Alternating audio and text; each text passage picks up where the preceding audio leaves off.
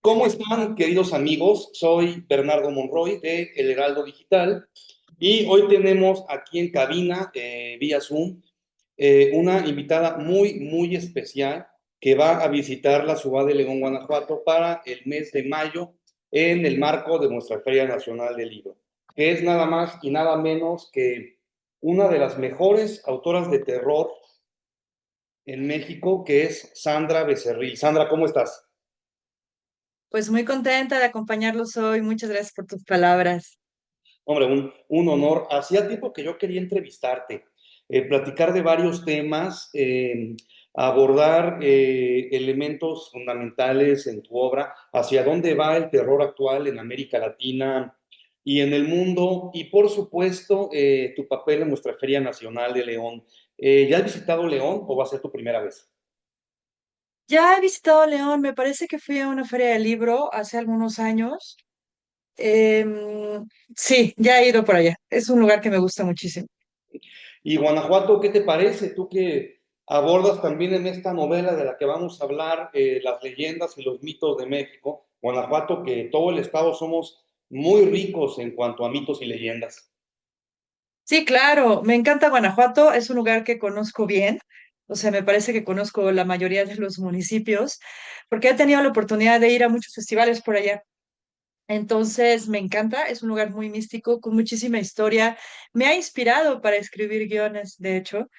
Y pues desde chica era un viaje como obligatorio para la familia, y después más grande, ir a la universidad. No, no fui a la Universidad de Guanajuato, pero bueno, ir a los eventos de la Universidad de Guanajuato, realizan ciertos alumnos y demás. Bueno, es una maravilla, a mí me encanta, es de los estados que de verdad les guardo más cariño. Qué bueno, pues bienvenida. Oye, y antes de hablar de tu obra a fondo, que es lo que me interesa, cuéntanos, ¿cuál va a ser tu papel en la FENAL, en la Feria Nacional del Libro? Ya se hizo una rueda de prensa en Ciudad de México hace una semana y nos comentaron que se le quiere dar un particular enfoque para fomentar la lectura en niños y jóvenes, ya que misterio, suspenso y terror son los géneros que más les llaman la atención. Entonces va a ser una de las principales dinámicas de nuestra feria y obviamente te invitaron a ti. ¿Tu papel ahí cuál va a ser? Cuéntanos. Pues a mí me encanta que los chicos estén leyendo terror. En México es el país que más consume el género del mundo. Entonces, el hecho de que una feria de libro le dé atención especial me parece algo maravilloso. Yo voy a estar en una charla que se llama La literatura emergente de misterio y suspenso en México. Voy a estar con Ome Galindo y con Rogelio Vega. Rogelio, bueno, es el director y creador de Fóbica, de este festival que también quiero muchísimo. Y va a presentar Jorge Flores. Vamos a estar el viernes 8 de mayo a las 7 en la sala Sor Juana Inés de la Cruz. Y la verdad es que va a estar increíble. Yo estoy muy contenta de que me hayan invitado. Ojalá puedan acudir a la charla porque, bueno, aquí la idea es que hablemos sobre todo de estos géneros que son tan importantes en nuestra literatura desde siempre, ¿no? Entonces vamos a estar platicando de dónde nace el misterio, de toda esta literatura que ha ido creciendo a lo largo de los años, con suspenso, terror y demás. Entonces, con estos expertos yo me siento súper arropada y muy a gusto. Fíjate que, bueno, luego quiero que nos hables de ti, pero yo primero te presento con nuestros lectores. Yo leí El Carnaval Diabólico por recomendación de una amiga mutua, Macarena Muñoz. Yo la quería leer desde hace tiempo y quedé fascinado. Le platico a la gente que nos esté viendo. Es básicamente Chloe, una escritora, precisamente una autora de terror, que va a un festival de este género en Chiapas. Parece un festival habitual, sin nada extraño, nada inusual, y empiezan a pasar ciertas cosas que no voy a spoilear a los lectores y a la gente que nos ve. Primero inusuales, luego inexplicables y luego totalmente aterradoras. Entonces yo quedé fascinado porque más allá de lo sobrenatural, eh, más allá de las deidades prehispánicas que vemos como antagonistas, como villanos en la novela, eh, ocurre el tema de las mujeres desaparecidas y los feminicidios, que lo mencionas ahí muy bien. Aquí, por ejemplo, leo un fragmento que dice, que hasta lo subrayé porque son muy buenos. Dice, Rodrigo, hincado junto a Laura, se levanta, los mira, e intenta tranquilizarlos. Estamos haciendo todo lo posible para encontrar al culpable, por favor. Palabras huecas y sin sentido para la gente que necesita respuestas rápidas. No hay lugar para la paciencia, para los pretextos. Quieren quemarlo todo. Les van a faltar paredes. Esto es muy representativo. Hay una frase de Stephen King, precisamente atrás elegimos un fondo de Derry, que creo que dice algo así como que la ficción es tejer la realidad con pequeños fragmentos, con retazos de mentiras. Entonces, aquí es muy interesante que nos hables de esta novela y cómo tocas elementos sobrenaturales con elementos muy vigentes y muy lacerantes en México. Bueno, mira, en el Carnaval Diabólico abordo el tema del feminicidio desde la ficción, pero sí con un profundo respeto por la realidad que lo rodea. O sea, a mí no me gusta usar recursos gratuitos ni sensacionalistas, ¿no? O sea, en este caso forma parte del universo de la historia, porque las herederas de todo esto que está sucediendo en el Carnaval Diabólico están en riesgo y eso dialoga con una violencia que lamentablemente pues sigue presente en nuestro contexto, ¿no? Entonces, como autora, mi intención no es dar lecciones ni generar polémicas, sino visibilizar, generar tensión dramática y sobre todo, pues invitar a la reflexión. Me interesa contar historias que incomoden un poco, pero desde la empatía, no desde el morbo, porque creo que la ficción también puede ser un espacio para hablar de lo que duele, ¿no? Siempre con responsabilidad y con humanidad. Entonces, estoy completamente de acuerdo con lo que dice Stephen King. Creo que aquellas historias que tienen una base en la realidad, pues son las que más nos aterran, porque sabes que te puede suceder a ti. Y así voy desarrollando todas mis novelas, ¿no? O sea, aunque tengan un elemento sobrenatural, por ejemplo, en este caso, que tienen un demonio, igual no se los voy a spoilear, por si la quieren leer. De todas maneras, tiene esta base en la realidad e incluso la novela tiene una línea de tiempo de cosas que sí sucedieron en el momento en el que pasa la novela y también está ubicada en lugares completamente reales, o sea, la carretera, Comitán, las distancias entre una ciudad y otra, incluso el hotel donde se desarrollan varias cosas, todo existe. Y eso me gusta muchísimo. O sea, siento que eso puede ser mucho más aterrador que, que ciertas situaciones sobrenaturales o simplemente querer asustar, ¿no? O sea, yo no quiero asustar, yo lo que quiero es incomodar al lector y poderlo enfrentar con sus miedos. Fabuloso. Oye, y además de esta novela, tu trabajo como guionista, platícanos un poco de esta labor como guionista. Has tenido muchos reconocimientos, tienes una amplia trayectoria, pero cuéntanos sobre esa labor, por favor. Bueno, yo empecé como guionista hace como 20 años, precisamente adaptando una de mis historias. La primera vez que salió, que se filmó algo con una de mis historias fue una animación que se llamó La hoja en blanco en el 2005. Y después, un poquito en ese mismo año, Juan Carlos Rulfo, el hijo de Juan Rulfo, el escritor de Pedro Páramo, me contrató para escribir un guión de documental de terror. Y esto nació porque había leído una de mis novelas, su productor había leído una de mis novelas, y dijeron, bueno, pues es que Sandra se especializa en el género de terror. Yo nunca me pensé en, o sea, ahorita sí, pero en ese tiempo no pensaba especializarme, simplemente yo amo el género, me encanta asustar, como te decía, me encanta incomodar, y pues hacia allá iban todas mis historias. Entonces, Rulfo filmó el documental y fue algo realmente maravilloso que me cambió la vida. Y desde entonces, pues tengo ya 50 guiones filmados.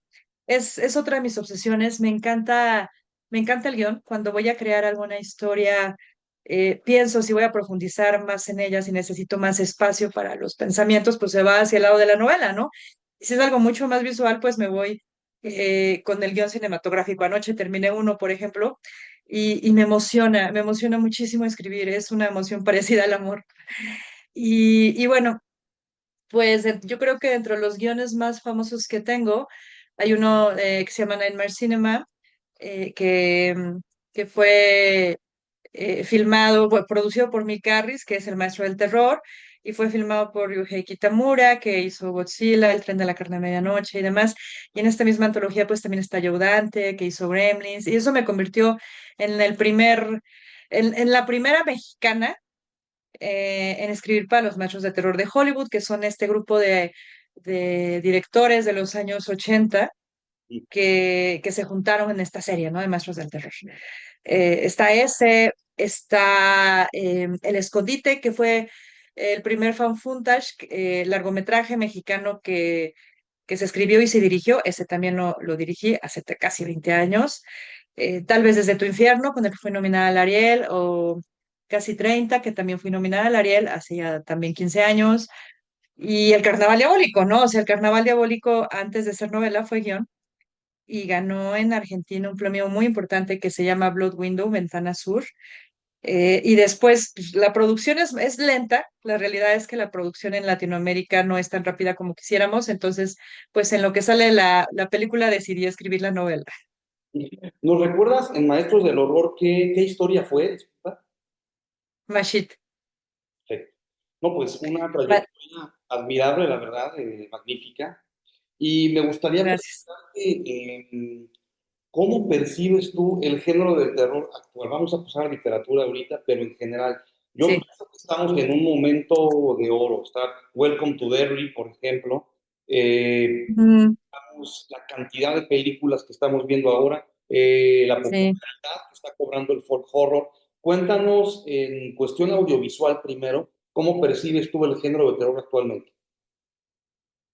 Bueno, en la cuestión audiovisual, o sea, pensando en cine, por ejemplo, y en series, creo que el terror actual vive un momento muy interesante porque está dejando de ser visto como un género menor y se ha consolidado como uno de los espacios más libres, más arriesgados y políticamente cargados, ¿no? Del cine contemporáneo.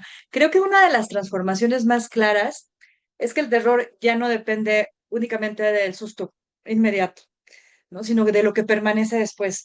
O sea, ahorita mencionaste algunas series y películas y hay otras como Hereditary, The Babadook, Get Out, que demuestran que el miedo puede ser profundamente emocional, ¿no? Hablan del racismo, del duelo, de la maternidad, del trauma. O sea, el monstruo ya no está afuera, sino dentro de los personajes o de la sociedad. Y también percibo un auge de esta especie como de terror elevado, aunque el término no me encanta, pero, pero donde el lenguaje ya es muy cuidado, ¿no? Artístico, donde la atmósfera, el ritmo, la imagen pesan tanto como la historia, ¿no? Entonces, me gustan estas historias también que construyen incomodidades de lo visual o lo simbólico. A veces combinadas con el jumpscare, también con el sobresalto, también es muy padre, ¿no? Y también creo que hay una diversidad geográfica muy rica. O sea, no solamente las películas o las series que se hacen en Estados Unidos, ¿no? Por ejemplo, el terror asiático sigue siendo súper potente, el latinoamericano está creciendo con identidad propia, súper ligado a la violencia, a la memoria, a lo social, el cine europeo que continúa explorando lo psicológico y lo existencial. Entonces, esto ha ampliado mucho las formas como de asustar, ¿no? Y algo que me parece importante también es que el público pues ha cambiado. O sea, hoy sí, hoy está dispuesto a aceptar otro tipo de propuestas como más incómodas, ¿no? Y ya no todo tiene que explicarse, ¿no? Creo que el terror, los que hacemos ahorita terror y el terror contemporáneo, que confía más en la inteligencia del espectador, Es, ¿no? ¿Sí? Ajá.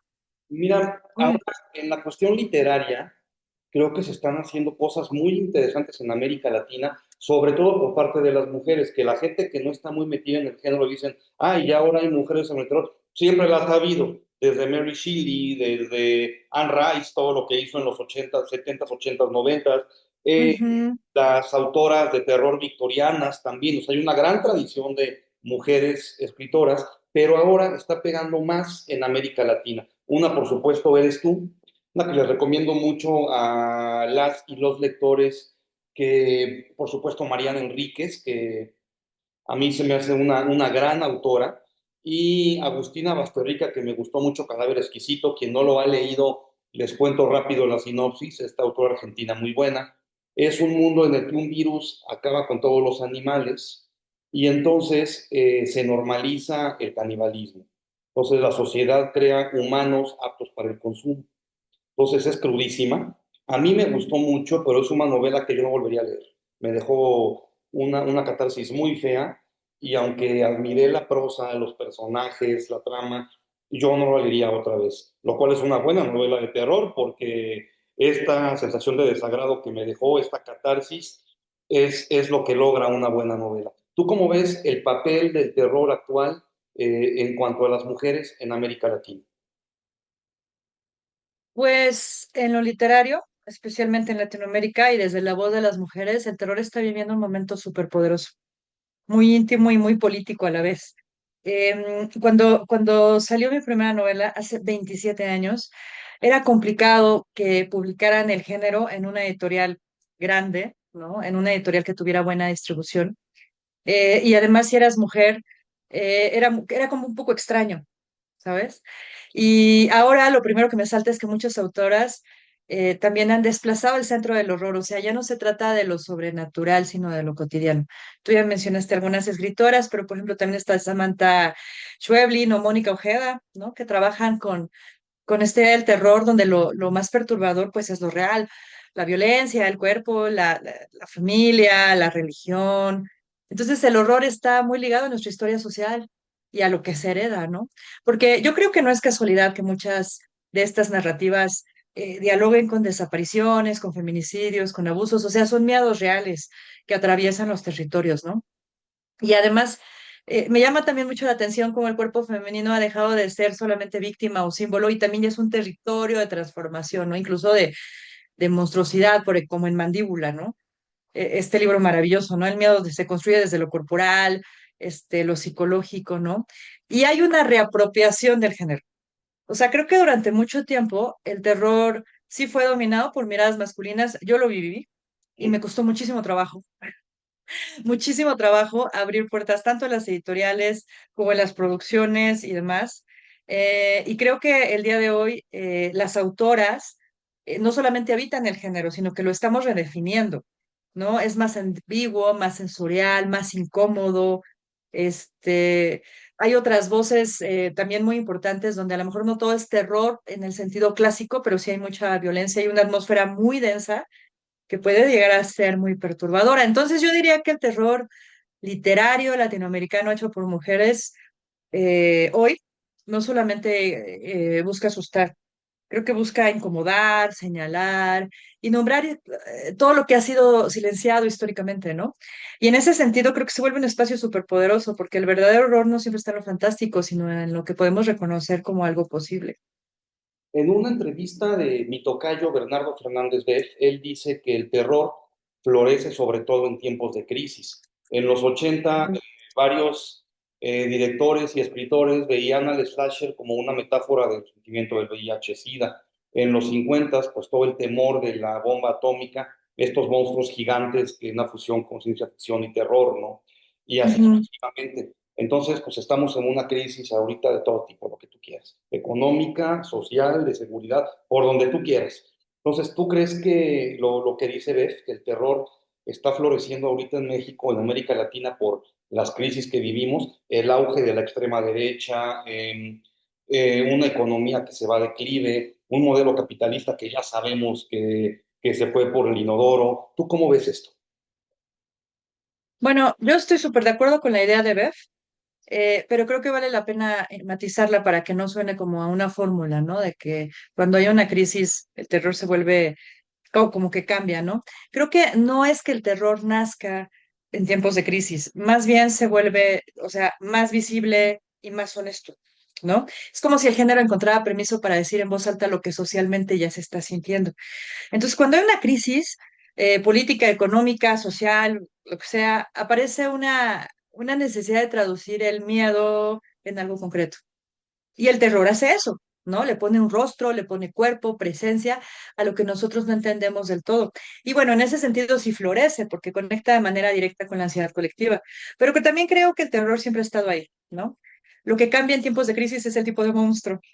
A veces es externo, ¿no? Las fantasías, los demonios, etcétera, pero en momentos más tensos suele volverse más cercano.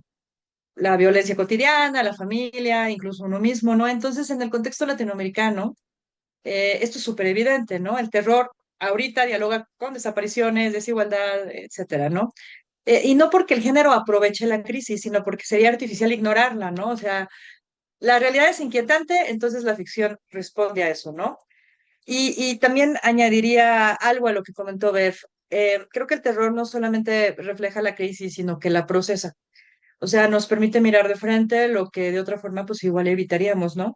Y ahí hay algo muy valioso, porque convierte el miedo en un lenguaje, incluso en una catarsis, ¿no?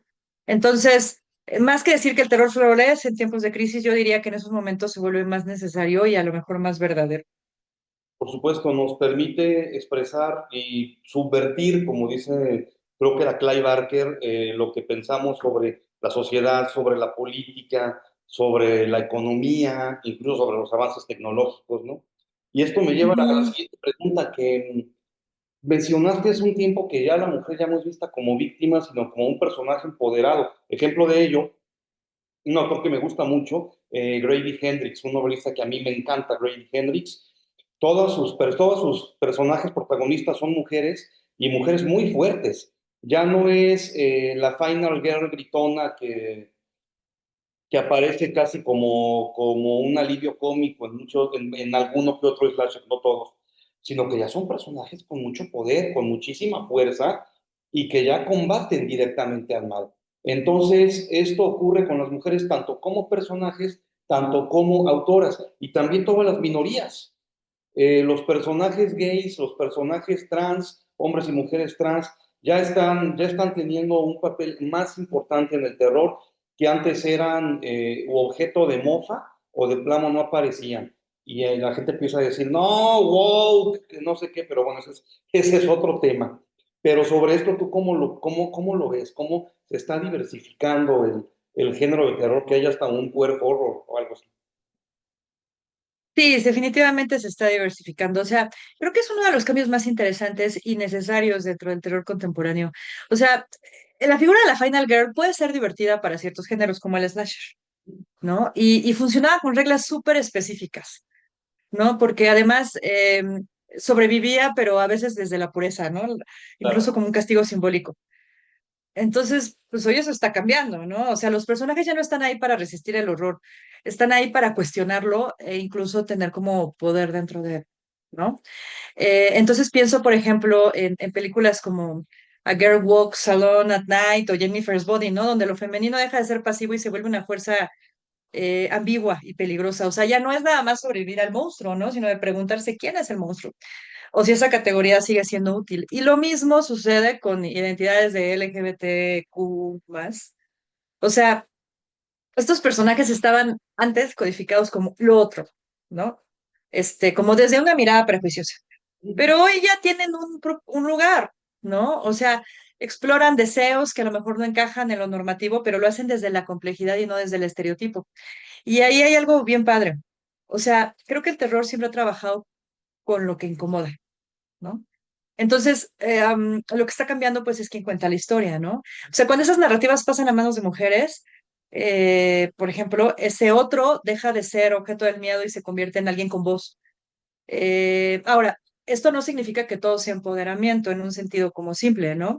O sea, muchas de estas historias son contradictorias, muy oscuras, y creo que ahí está la potencia, o sea, no buscan idealizar, sino más bien complejizar, ¿no? Y explorar la diferencia, y eso lo vuelve mucho más rico, ¿no? Porque el miedo ya no viene de lo distinto, sino de estructuras que lo reprimen o lo intentan como normalizar, ¿no? Y eso cambia muchísimo la forma en la que vamos entendiendo el género. Por supuesto, incluso Don Mancini, el creador de Chucky, que siempre fue abiertamente gay, ¿no? Y Clive Barker, el creador de Hellraiser, que tal vez los no iniciados en el género clavados como un servidor no lo saben, pero los dos son total, abiertamente gays.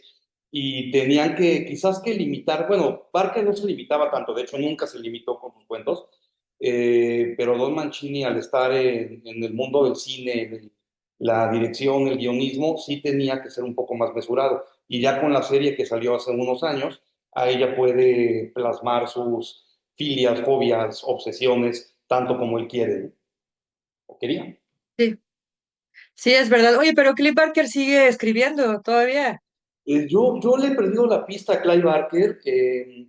Yo siempre he dicho que pienso que fue un autor que quemó sus cartuchos demasiado pronto, ¿no? Sacó los libros de sangre y ya no he visto qué ha escrito actualmente. Le he perdido la pista, pero a nuestro público se lo recomiendo muchísimo. Es un autor sensacional, es un autor brillante, su prosa es extraordinaria.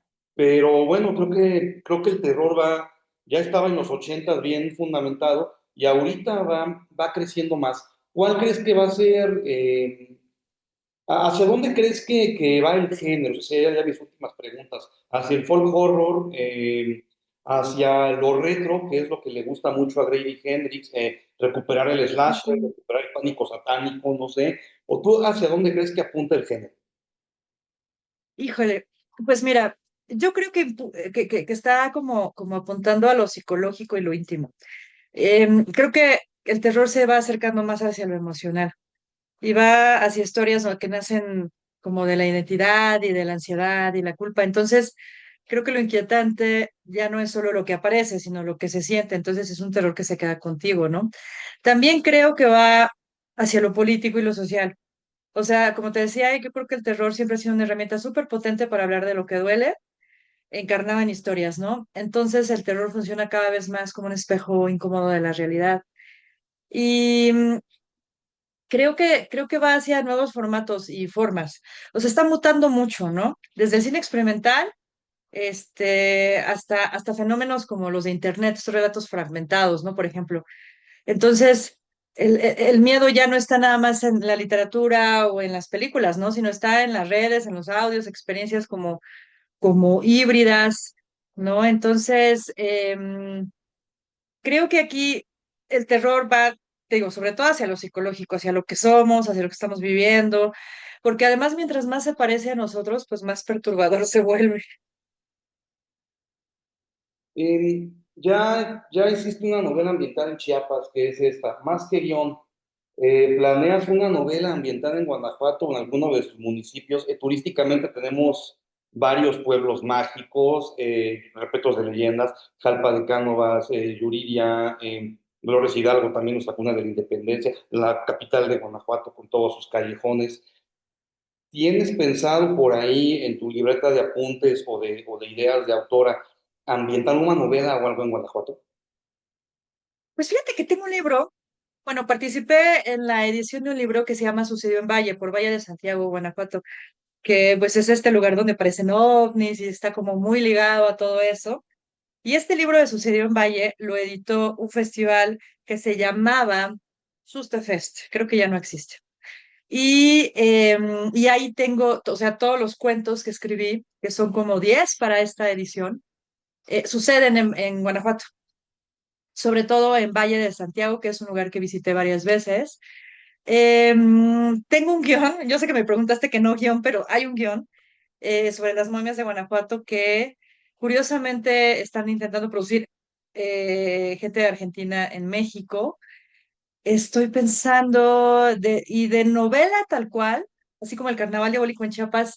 Lo que pasa es que el Carnaval Diabólico nació en Comitán, porque yo estaba en Comitán y tuve la oportunidad de escribir allá, ¿no? Estaba extremadamente libre después de una conferencia que di, donde iba a durar 2 horas, pero me tuve que quedar una semana porque me equivoqué con el boleto de avión. Entonces, toda esta semana tuve oportunidad de explorarla, caminar.